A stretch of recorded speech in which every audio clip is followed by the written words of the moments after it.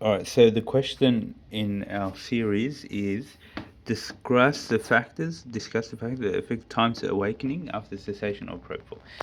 TCI. So what's our structure? Our structure is number one, talk about normal awakening, the numbers. Then you talk about context sensitive half time, the long infusion, the short infusion, and then the distribution, which under that we talk about KEO, and then you talk about clearance and then pharmacodynamic factors. So CP50 is 1.5. What is CP50? Is the CP, or the plasma concentration required to achieve a specific effect in 50% of the patients. CE lags behind that, and it's about 1 to 1.2. Context sensitive decrement time, you define it as what the time taken for the percentage of CP, percentage X, to fall by, in the context of the duration of the infusion when ceased. No, context sensitive half time is when CP falls by 50. Therefore, the duration of the infusion, increased duration, greater saturation of compartments, increased consecutive decrement time. So a shorter infusion approaches T half due to the distribution from V1 to V2. Therefore, a shorter context sensitive half time means faster wake up time, right? So due to propofol not having enough time to distribute to the slow and rapid equilibrating compartment. So, but for a long infusion, what happens is it approaches T half beta, where redistribution from V2 and V3 back into V1, and you got clearance, and you got low distribution or none plus clearance.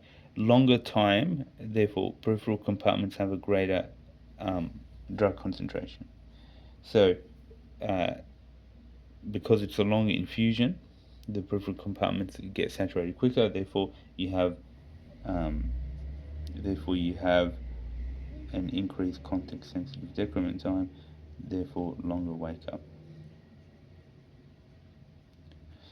Distribution and redistribution. So these are factors affecting the VD. So KEO is proportional to solubility over molecular weight. T half KEO is the opposite. So increasing KEO will drop the half life and vice versa. Um, so these are drug factors basically, and you want to also define what KEO is. KEO is equilibration constant.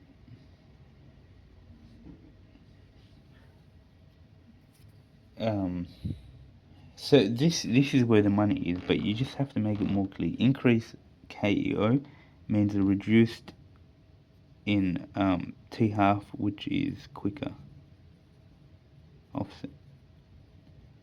Just so you can make it extremely clear to show that they understand what you're talking about.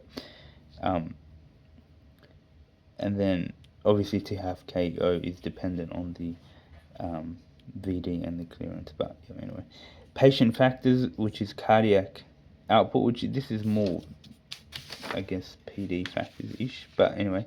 So cardiac output, increasing cardiac output, you increase the distribution. Decrease cardiac output, for example, elderly, decrease distribution. So it depends on the length of the infusion. So if you got a short infusion, you got a shorter time. You got long infusion, you got longer washout. So if you have, alright, I don't think you should overcomplicate this question because I have, but basically the drug distribution, you can talk about this as a KEO thing. I don't think it's that important because the KEO is fixed, right, for Marsh and Schneider, and the KEO is the same for everyone, right? But obviously the KEO will depend on lipid solubility. Alright, so the KEO basically come to the conclusion that